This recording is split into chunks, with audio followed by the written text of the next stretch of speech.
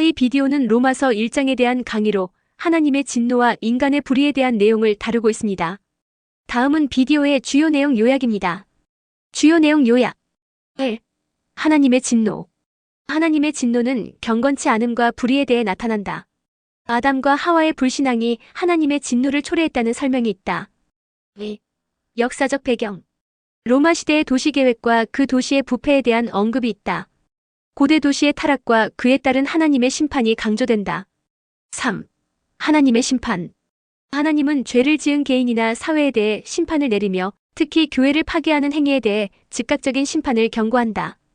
교회는 하나님의 몸으로서 그 파괴는 심각한 결과를 초래한다고 설명한다. 4. 회개와 용서. 하나님은 현재 회개할 기회를 주고 있으며 죄에 대한 심판은 최후의 날에 이루어진다고 강조한다. 교회를 사랑하고 섬기는 것이 신앙의 핵심임을 강조한다. 5. 교회의 중요성. 교회는 진리의 기둥이며 교회를 파괴하는 행위는 하나님께서 용납하지 않으신다고 경고한다.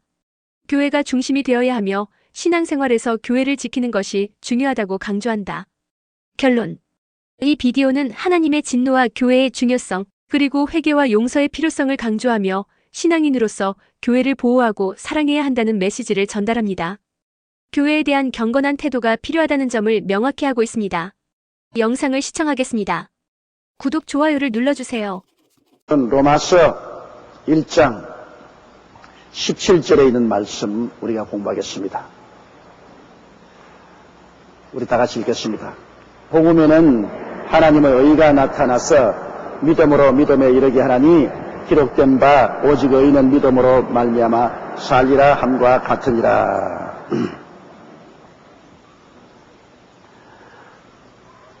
복음에는 하나님의 의가 나타났다. 여러분, 의로움이 없이는 하나님을 볼 수가 없어요. 마귀는 죄고 하나님은 의입니다. 하나님이 행하시는 일은 모든 것이 의와 거룩한 것이고 마귀가 하는 것은 모두 다 죄와 불입니다. 그러므로 마귀와 짝에서 사는 세상은 불의와 부정과 부패가 가득합니다. 그렇기 때문에 우리가 이 죄와 불의와 부정과 부패 속에서 하나님을 절대로 만나볼 수 없습니다. 아담과 하와가 죄 짓고 난 다음 에덴에서 내쫓겼지 않습니까? 하나님 앞에서는 죄를 짓고 설 수가 없기 때문인 것입니다. 그런데 그러면 어떻게 정의에 이르느냐? 세상에서는 정의에 이를 도리가 없습니다. 인간의 행위로 말미암아 의롭게 될 육체가 없습니다. 사는 것이 전부 죄인데 뭐 어떻게 하나님 앞에 정의롭게 설 수 있습니까? 그런데 하나님께서는 구약의 이스라엘을 택하사 신해선 계약을 맺었습니다.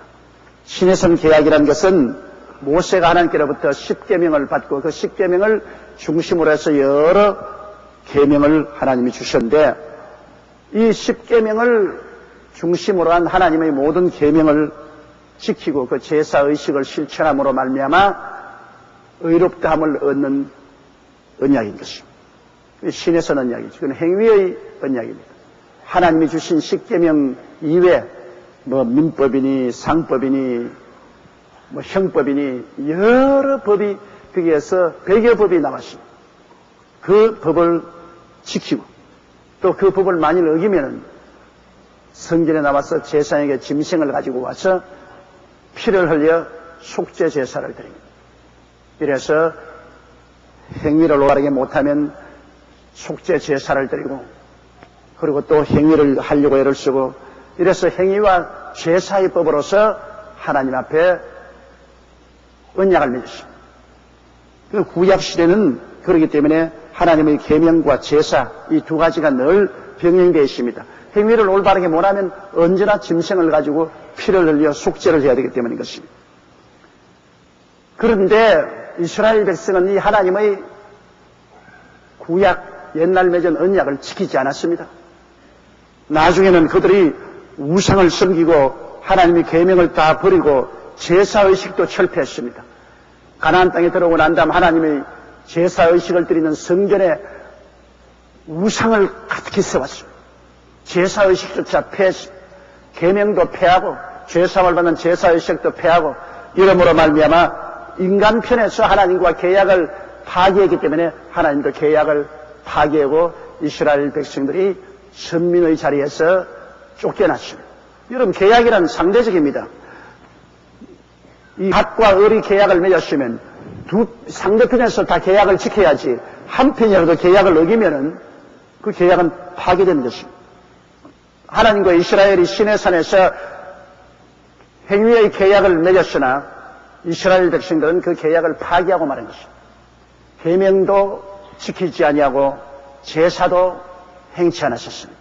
그 결과로 계약은 파기되고 하나님이 이스라엘을 버려서 아수르와 바벨론의 포로로 잡혀가게 하고 나라가 풍지박산되고 없애버리고 말한 것입니다. 그러므로 구약은 하나님 앞에서 철폐되어 버리고 말았습니다. 계약을 안 지킴으로 철폐되고 선민 계약은 다 깨어져 버리고 말았습니다.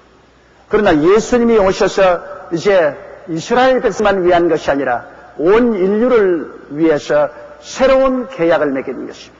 신약이란 새로운 계약입니다.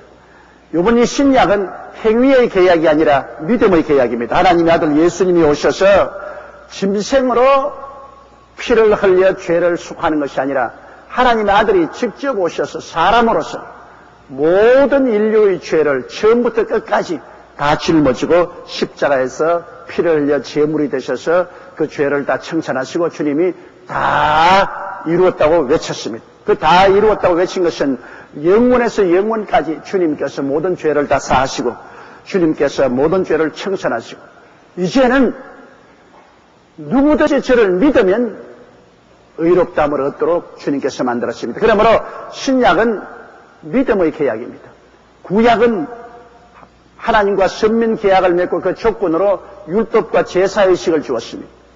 신약에는 예수 그리스도를 믿음으로 말미암아 구원을 얻는 조건에 의해서 하나님은 성령을 주셨습니다. 우리가 믿음을 계속할 수 있는 그러한 성령을 주신 것입니다. 구약에는 하나님과 계약을 맺고 십계명 율법을 주었지만은 신약에는 예수 그리스도를 통해서 믿음의 계약을 맺고 난 다음에는 주님께서 성령을 보내주셨습니다.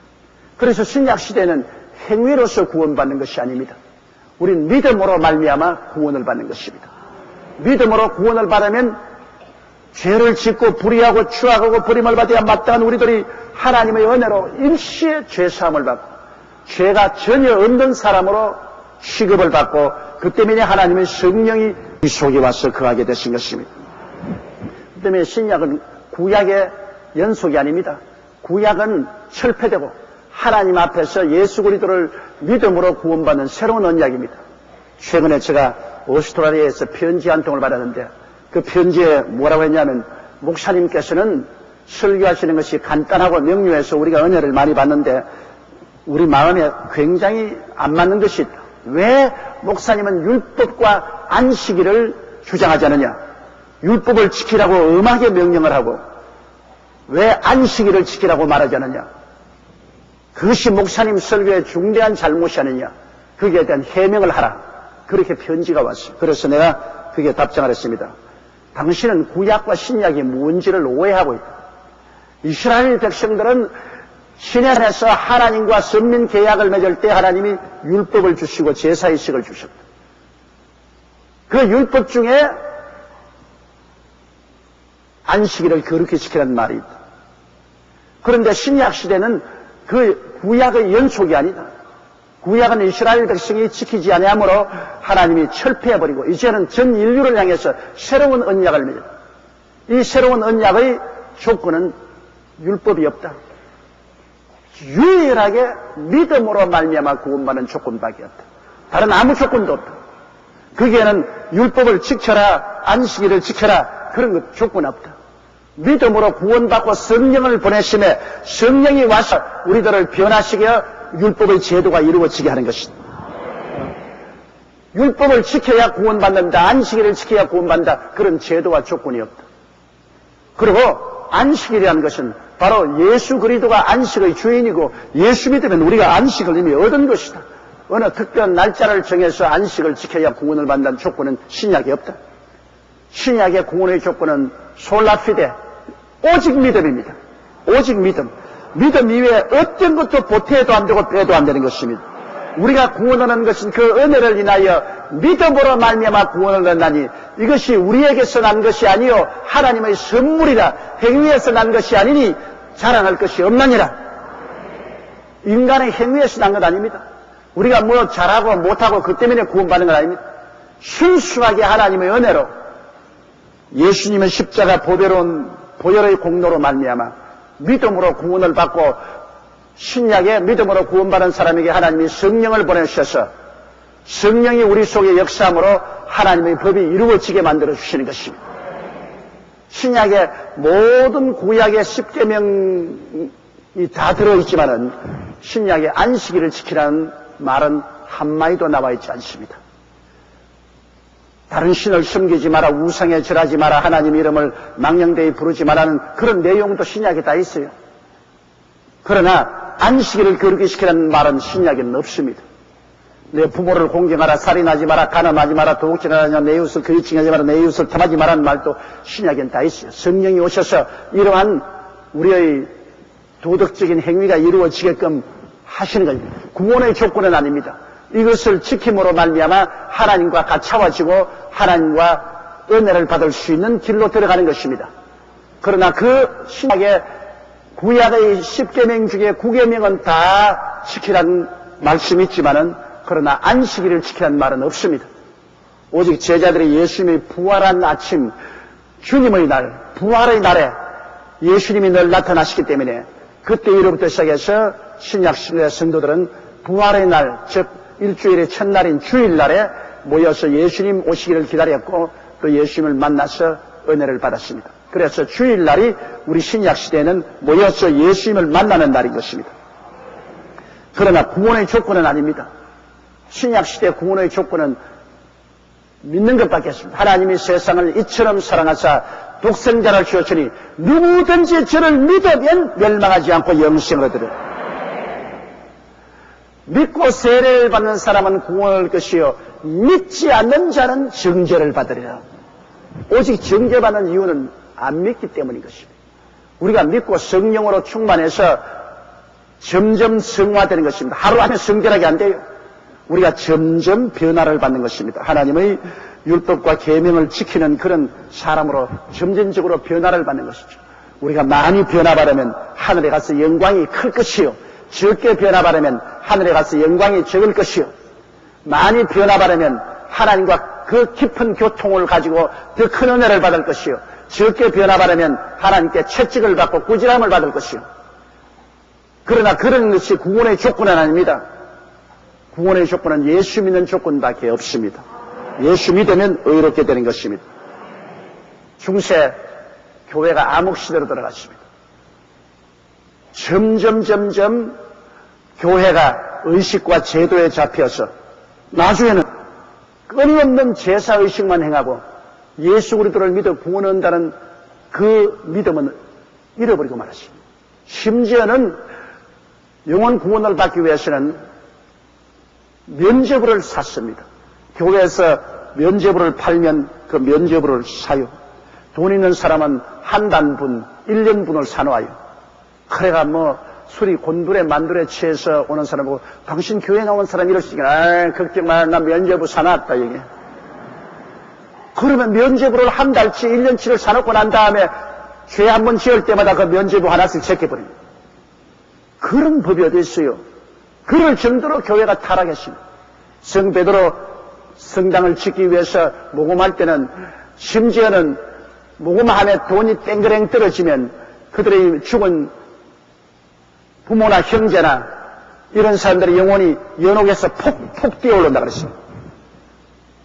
그러면 구원도 돈으로 사는 겁니다. 이렇게끔 교회가 완전히 타락했습니다. 그때 마르틴 루터가 위텐베르그의 신학교에서 교수로 있었는데 그가 로마에 볼 일이 있어 갔다가 로마 성당 안에 있는 예수 그리스도의 빌라도 계단이라고 있습니다. 저도 그 계단에 올라가 봤는데 그 계단에 올라가는 데는 전부 유리 깨진 것, 뭐 이런 자갈 이런 거 가지고서 이 소매를 긋고 무릎과 이거 기어 올라가기 때문에 이 온데 상처투성이가 피투성이가 됩니다. 그럼 그 위에 가면은 이렇게 빨간 핏방울이 떨어지는데 그게 유리로 딱 덮어놨어요. 예수님이 빌라도의 계단에 올라가서 심판받을 때 흘린 피라고 그랬는데 거기에 키스하면 죄 사함을 받는다. 그 제가 갔을 때도 보니까 많은 순례자들이 거기에 이렇게 손발을 기어 올라갑니다. 저는 손발로 안 기어 올라가는 다른 계단이 있어서 다른 계단으로 올라가서 그 보니까 선명한 핏방울이 있어요. 그게 어떻게 2000년 전에 핏방울을 그렇게 선명하게 해놨겠어요. 그 무슨 빨간 잉크를 가지고서 떨어뜨린 것 같아요. 그 말틴 루터로도 역시 그곳에 손발을 거지고 기어 올라가다가 마음에 깨달음이 왔습니다. 이게 아니다.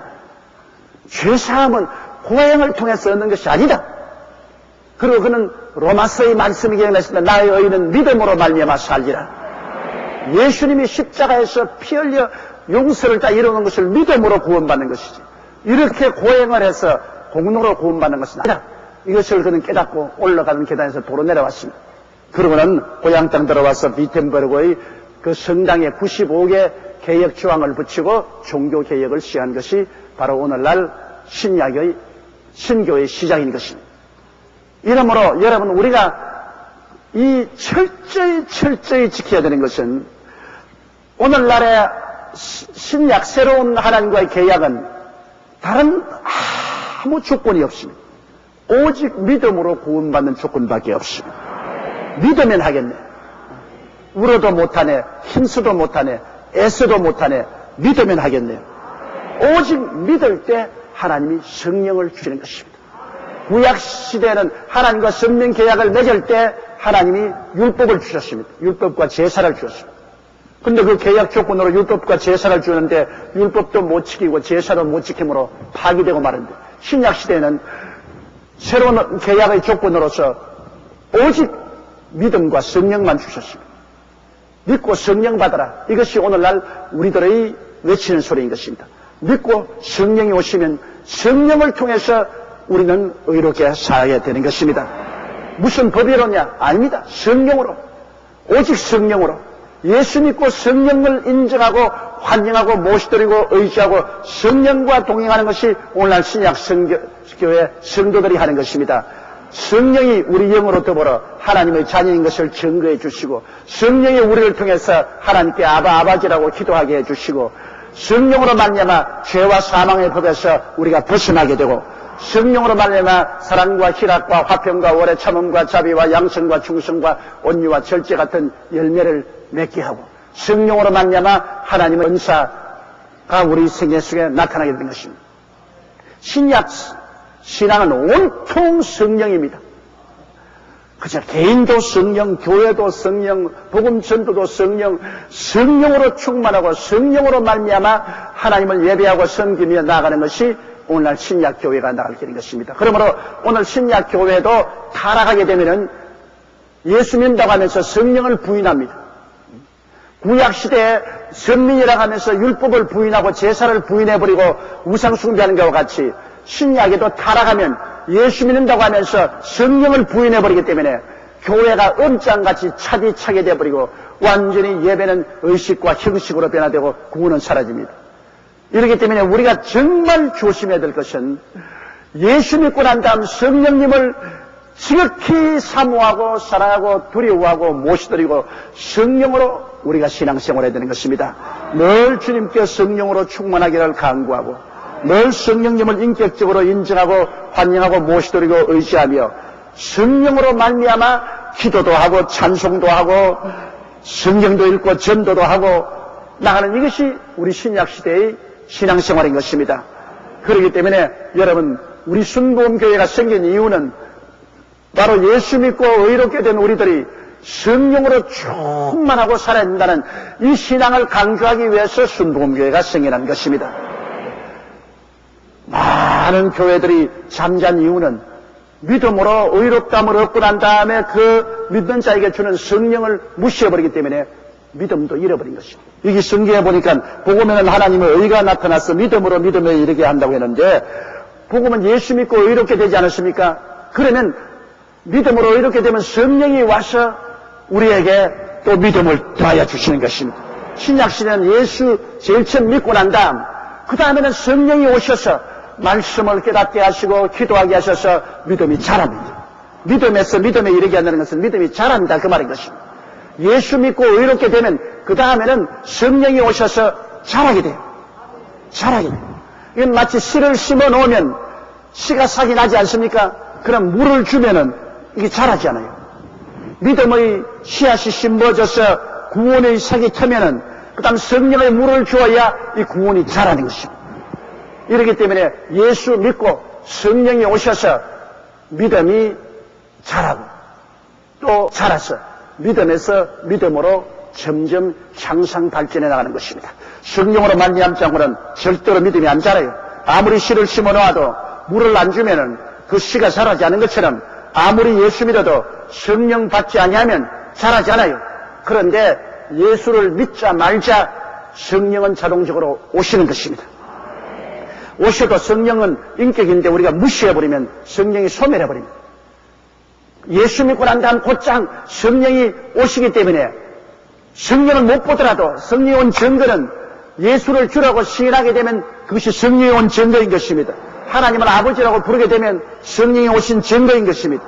그때부터 성령님을 인정하고 환영하고 모시드리고 의지하고 감사하고 그리고 성령 충만하기 위해 시켜야 되는 것입니다. 성령이 오시는 것하고 충만하고 틀립니다. 성령 받는 것하고 충만하고 틀립니다. 성령은 예수 믿을 때 받는 것이고 예수 믿고 받은 사람들이 계속해서 하나님께 성령 충만을 구하면 성령이 여러분에게 넘치게 되는 것입니다. 성령이 여러분에게 가득하게 임하게 되는 것입니다. 그러면 여러분의 하나님에 대한 체험이 더 뚜렷해지고 하나님의 은사도 더 크게 나타나게 되는 것입니다. 학개서에 보면 오직 의인은 믿음으로 말미암아 살리라고 했는데 여러분 아브라함도 하나님을 믿음에 하나님이 저를 의로 여기셨다고 말한 것입니다. 그러므로 여러분 이 우주 가운데 지금 신약시대 가장 위대한 미덕은 믿음입니다. 믿음이 바로 가장 훌륭한 덕목인 것입니다. 믿음이 바로 의인 것입니다. 믿음이 바로 하나님 앞에 가장 칭찬받을 만한 일인 것입니다. 믿음 이외에 어떠한 행위도 그 사람 법이 없어도 산다 하지만은 하나님 보시기에는 그가 아무리 어려워도 빛난 악덕입니다. 사람 보기에는 빛나지요. 그러나 실제는 안 믿는 것은 악덕입니다. 믿음의 발대는 불신 아닙니까? 하나님이 가장 미워하는 악덕은 불신입니다. 사람이 죄 지었기 때문에 지옥 가는 건 아니에요. 왜 지옥 갑니까? 믿지 않기 때문에 지옥 가는 것이죠. 가장 큰 악덕이 불신입니다. 가장 큰 미덕이 믿음입니다. 믿음보다 더 위대한 미덕이 없습니다. 믿음으로 우리는 의롭다함을 얻고 하나님의 품에 안기고 사랑을 받게 되고 하나님께서 당신의 영을 우리 가슴 속에 보내주게 되시는 것입니다. 그러므로 믿음이 제일 중요합니다. 누구든지 예수를 믿고 제 이름을 부르기만 하면 죽던 사람도 영생을 얻게 되는 것입니다. 그러므로 여러분께서는 어찌한지 자나 깨나 전도하십시오. 믿기만 하면 구원받으니까. 다른 조건이 없어요. 예수를 믿기만 하면 구원받고 그 다음 성령이 오셔서 성령으로 말미암아 말씀을 배우고 기도하고 믿음에서 믿음이 자라게 되는 것입니다. 이 얼마나 좋습니까? 오늘날 신약시대 만큼 하나님과 구원받는 위대한 계약이 맺어진 적이 없습니다. 구약시대는 정말로 계명을 지키고 제사의식을 행한다는 것 정말 힘듭니다. 십계명 지키기도 힘들지만은 그 깨뜨리면 또 제사 지내야 하는데 짐승을 와서 잡아서 피 흘려 제물을 드려서 용서받고 하니까 귀찮으니까 나중에 다 도망쳐버렸죠. 오늘날은 예수 그리스도께서 십자가에서 우리 대신하여 제물이 되어 주셔서 우리의 모든 죄를 어제만 용서한 것이고 내일만 용서하라 영원히 용서해버렸다. 영원히 의롭게 됐습니다. 믿음으로 영원히 하나님은 죄 용서받았다고 인정해버렸습니다. 얼마나 놀라운 일입니까? 그러므로 우리가 주를 위해서 살려고 노력할 동안에는 죄를 지어도 이미 용서받고 있는 것입니다. 그것은 우리가 예수를 믿고 주님 중심으로 살겠다고 애쓰면서 늘 회개하고 나가면 우리의 실수는 늘, 우리의 죄는 늘 용서받고 있는 것입니다. 늘 의롭다함을 얻고 있는 것입니다. 이 얼마나 놀라운 은혜인 것입니까? 그래서 성령으로 우리는 자꾸만 그리스도의 형상으로 자라나고 점점 더 거룩하게 되고 하나님 앞에 가차이 나게 되는 것입니다.